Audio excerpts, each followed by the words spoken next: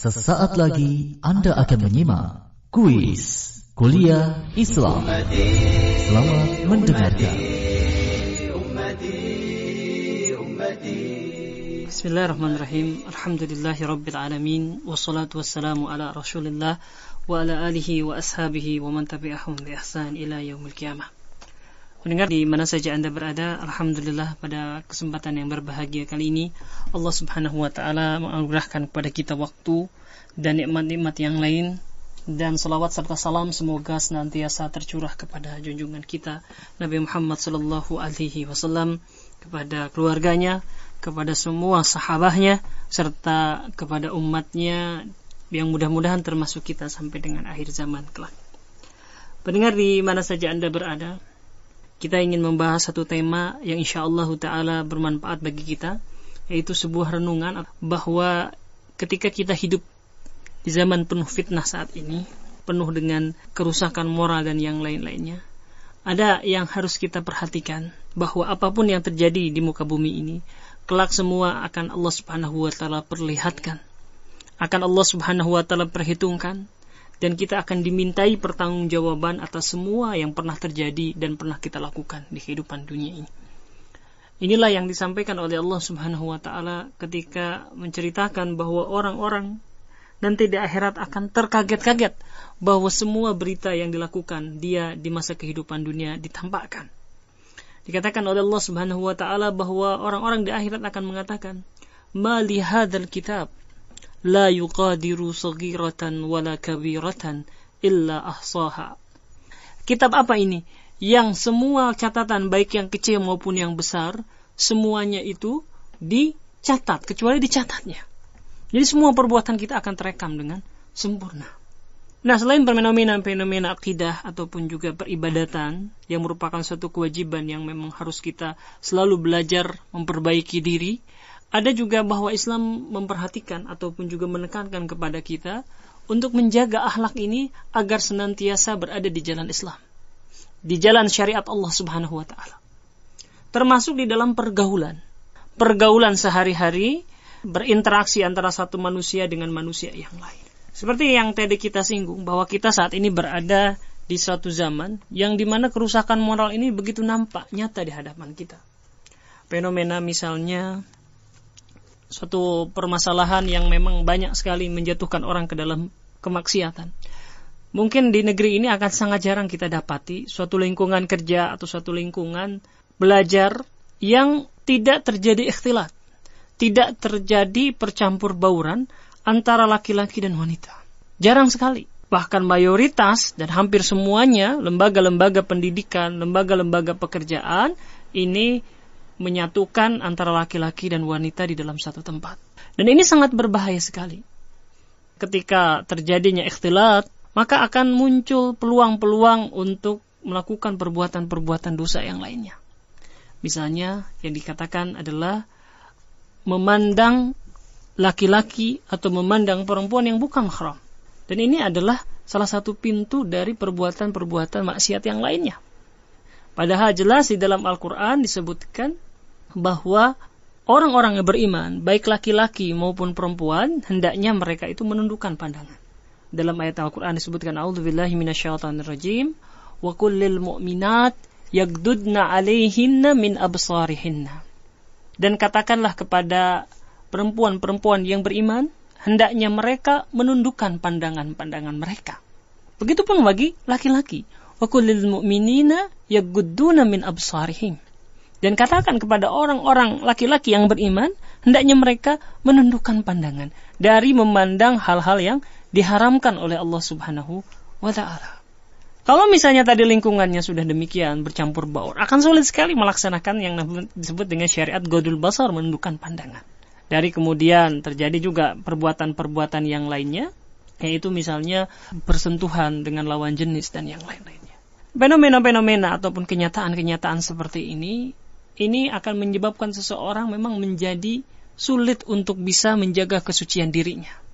Menjaga yang disebut dengan iffah. Menjaga iffah ini adalah sesuatu yang sulit saat ini. Tetapi walaupun sulit, seperti yang kita katakan tadi, di akhir zaman ini memang demikianlah fitnah. Dan Allah Subhanahu wa ta'ala memberi kabar gembira bagi mereka yang bisa sabar, bisa tetap istiqomah memegang ajaran agama yang mulia ini, walaupun fitnah demikian besarnya. Dan Allah Subhanahu wa ta'ala terus memotivasi kita untuk tetap menjaga kesucian kita. Ini kita bisa baca di dalam firman Allah Subhanahu wa ta'ala, Quran surat An-Nur ayat yang ke-33. Jadi katakan Allah Subhanahu wa ta'ala firman, A'udzubillahi minasyaitonir rajim. Wal yastaffifil ladina la yajiduna nikahan hatta yughnihumullahu min fadlih. Dan orang-orang yang belum mampu untuk menikah, hendaknya mereka menjaga kesucian diri sampai Allah Subhanahu wa ta'ala menjadikan mereka mampu dengan karunia-Nya. Jadi di ayat ini bahwa Allah Subhanahu wa ta'ala mengatakan bagi mereka yang belum menikah, maka hendaknya menjaga kesucian diri mereka. Menjaga kesucian diri mereka sampai ketika Allah Subhanahu wa ta'ala memampukan mereka sehingga mereka bisa menyalurkan hasrat mereka sesuai dengan apa yang dituntun oleh syariah. Dan memang tantangannya lebih besar bagi yang belum menikah. Ketika belum menikah tadi misalnya terjadi percampur bauran dan yang lain-lainnya, mereka harus lebih kuat lagi untuk memegang dan menjaga kesucian dirinya. Nah, pendengar di mana saja Anda berada, berikut ini kita akan sampaikan beberapa kisah yang terkait dengan orang-orang yang mereka berhasil menjaga kesucian dirinya walaupun menghadapi berbagai godaan. Kisah yang pertama adalah kisah Nabiullah Yusuf alaihissalam. Seperti kita ketahui bahwa Yusuf alaihissalam adalah seorang nabi yang ia merupakan anak seorang nabi, yaitu Nabi Yakub alaihissalam. Kita sudah paham bagaimana ceritanya ketika Yusuf alaihissalam diirikan oleh saudara-saudaranya sehingga dia harus dibuang dari lingkungan keluarganya dikarenakan keirian dari saudaranya tersebut. Bahkan tidak hanya itu, dia dimasukkan ke dalam sumur, kemudian ditemukan oleh para pedagang budak, kemudian dia dijual di budak. Sampai akhirnya salah satu pejabat Mesir membeli dia karena melihat punya potensi, punya kecerdasan, dan mukanya sangat menyenangkan untuk dilihat, maka diambillah oleh seorang pejabat Mesir, dijadikan seorang budak. Dan budak tersebut, ataupun pejabat Mesir tersebut, dia adalah seorang yang kaya raya, baik hati, dan memiliki seorang istri yang sangat cantik. Dan ini apa yang terjadi selanjutnya? Nah, ini kita bisa baca firman Allah Subhanahu wa ta'ala dalam Quran surat Yusuf ayat 23 sampai 24. Allah Subhanahu wa ta'ala firman, وَرَوَادَتْهُ الَّتِي هُوَ فِي بَيْتِهَا عَنْ نَفْسِهِ وَغَلَّقَتِ الْأَبْوَابَ وَقَالَتْ هَيْتَ لَكَ قَالَ مَعَاذَ اللَّهِ إِنَّهُ رَبِّي أَحْسَنَ مَثْوَاي إِنَّهُ لَا يُفْلِحُ الظَّالِمُونَ وَلَقَدْ هَمَّتْ بِهِ وَهَمَّ بِهَا لَوْلَا أَنْ رَأَىٰ بُرْهَانَ كَذَلِكَ لِنَصْرِفَ عَنْهُ السُّوءَ وَالْفَحْشَاءَ إِنَّهُ مِنْ عِبَادِنَا الْمُخْلَصِينَ. Dikatakan dan wanita, namanya adalah dikatakan di dalam kitab tafsir namanya adalah Zulaikha, yang Yusuf tinggal di rumahnya, menggoda Yusuf untuk menundukkan dirinya kepadanya. Dan dia menutup pintu-pintu seraya berkata, marilah ke sini.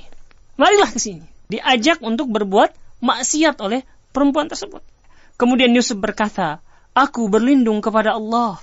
Sesungguhnya Tuanku telah memperlakukanku dengan baik. Tidak mungkin aku mengkhianatinya, kata Yusuf. Sesungguhnya orang-orang yang zalim tidak akan beruntung. Sesungguhnya wanita itu telah bermaksud melakukan perbuatan itu dengan Yusuf. Dan Yusuf pun sudah mulai tergoda. Dan itu bakal terjadi andai kata dia tidak melihat tanda dari Rabb-Nya. Demikianlah agar kami memalingkan daripadanya kemungkaran dan kekejian. Sesungguhnya Yusuf itu adalah termasuk hamba-hamba pilihan kami. Nah, di sini Allah Subhanahu wa ta'ala menyebutkan godaan istri raja tersebut kepada Yusuf. Serta permintaannya, bahkan meminta kepada Yusuf yang tidak pantas dengan posisi dan kedudukannya.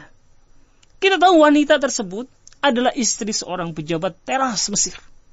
Ia memiliki posisi dan kedudukan yang tinggi. Ia pun berada pada puncak kecantikan, kedudukan, dan masih sama-sama muda. Sudah saking terfitnah dan tidak bisa mengendalikan dirinya. Nah, ia pun lalu menutup semua pintu untuk hanya berdua dengan Yusuf. Bahkan ia telah siap menyerahkan dirinya dengan pakaian yang sangat indah.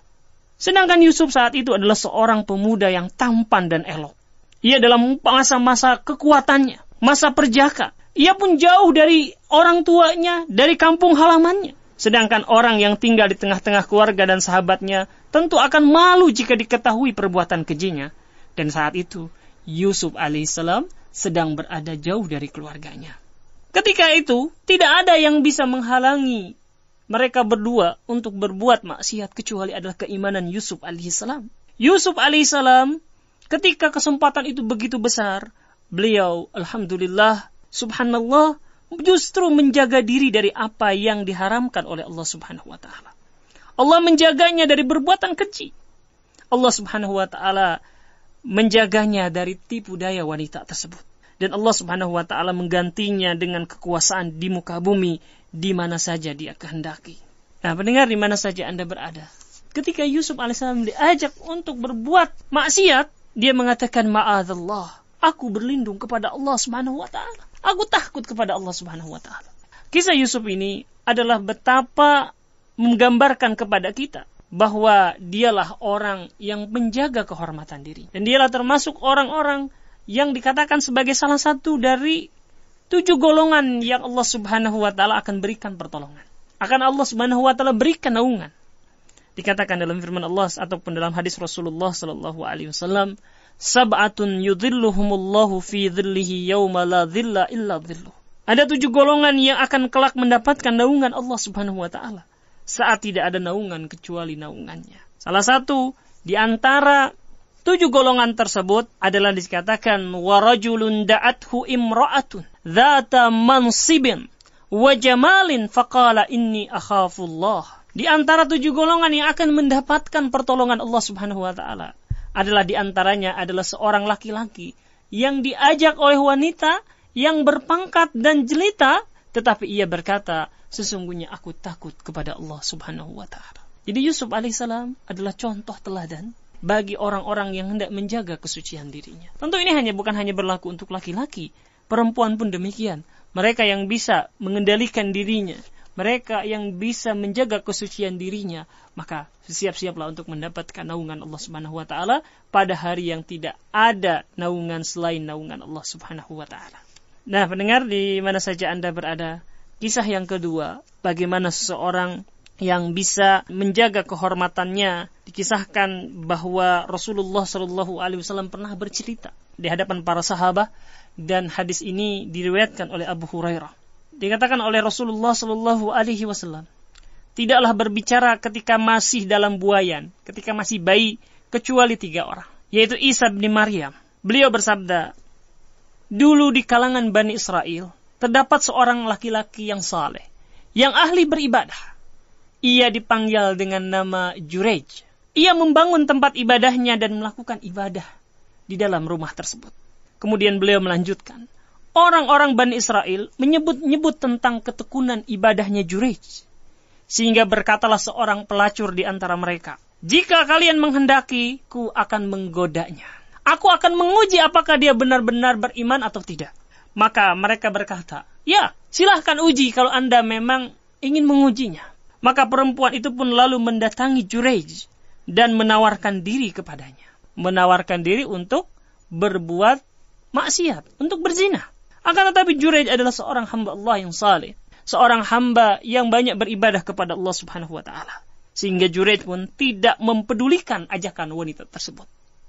Kendati wanita tersebut terus merayunya, Jurej tetap bertahan bahwa hal tersebut adalah perbuatan maksiat dan dia tidak mungkin melakukannya. Ketika ajakan untuk berzinahnya ini tidak dipedulikan oleh Jurej, maka wanita ini mulai mencari siasat untuk menistakan Jurej atau untuk merusak nama baik Jurej.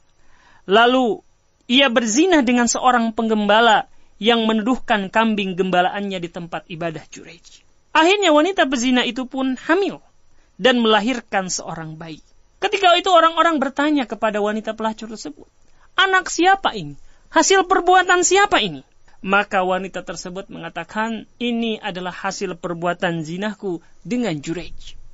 Ketika mendapatkan informasi tersebut, maka masyarakat saat itu pun mencaci, bahkan memukuli dan merobohkan tempat ibadahnya Jurej. Kemudian Jurej berkata, apa yang terjadi dengan kalian? Maka masyarakat saat itu mengatakan, wahai Jurej, engkau di mata kami adalah seorang yang sangat taat beribadah kepada Allah subhanahu wa ta'ala. Kini kami telah mendapatkan berita bahwa engkau telah berzinah dengan pelacur ini sehingga ia melahirkan seorang bayi. Kemudian Juraij bertanya, mana bayi tersebut? Maka kemudian mereka pun membawa bayi tersebut, mengatakan kepada Juraij, ini bayimu. Kemudian Rasulullah Shallallahu Alaihi Wasallam melanjutkan, Juraij lalu berdiri dan sholat, kemudian berdoa. Setelah itu ia pun menghampiri sang bayi, lalu mencoleknya dengan jarinya, seraya berkata, demi Allah, wahai bayi, siapakah sebenarnya ayahmu itu? Kemudian terjadilah sebuah mukjizat, sebuah karamah, bahwa bayi yang masih baru lahir itu kemudian bisa berkata, bayi tersebut berkata, aku adalah anak tukang gembala. Maka serta-merta orang-orang pun menghambur, meminta maaf kepada Juraij dan menciuminya. Kemudian mereka mengatakan, wahai Juraij, kami akan kembali membangun tempat ibadahmu dari emas. Kemudian Juraij mengatakan, tidak, aku tidak membutuhkan tempat ibadah dari emas. Tapi bangunlah ia dari tanah sebagaimana semula. Dengar di mana saja Anda berada. Inilah kisah Juraij. Kisah yang diriwayatkan oleh hadis riwayat Bukhari, bahwa ketika ia menghadapi satu kesulitan yang sangat luar biasa, tetapi karena dia adalah orang yang menjaga kehormatan dirinya, Allah Subhanahu wa taala tolong dia dengan suatu mukjizat atau suatu karamah, bahwa bayi yang tidak mungkin berbicara adalah ketika waktu masih baru saja lahir, tetapi bisa berbicara. Ini kisah yang kedua. Kisah yang terakhir, kisah orang-orang yang bisa menjaga kehormatan dirinya, kesucian dirinya. Ini kita bisa bacakan, adalah kisah bagaimana seseorang yang dia digoda untuk berbuat maksiat, tetapi ternyata ia pun bisa sanggup untuk lolos dari godaan tersebut. Diriwayatkan pada masa Bani Israel, ada seorang pemuda yang ketampanannya tidak tertandingkan. Ia berprofesi sebagai penjual keranjang dari pelepah kurma. Ya, jadi anyaman-anyaman lah kalau kita katakan seperti sekarang. Pada suatu hari dia berkeliling dengan membawa keranjang dagangannya. Lantas ada seorang wanita yang keluar dari rumah seorang raja Bani Israel. Ketika melihatnya, si wanita tersebut cepat masuk kembali ke dalam rumahnya untuk memberitahukan tentang pemuda tersebut kepada putri raja. Kemudian, si putri raja itu pun memerintahkan kepada pembantunya agar memasukkan laki-laki tampan tersebut. Dikatakan, suruh dia masuk. Maka si wanita tadi keluar dan mengajak masuk pemuda tersebut. Setelah si pemuda masuk, ia pun masuk ke rumah tersebut, maka semua pintu-pintu rumahnya segera dikunci. Segera dikunci rapat.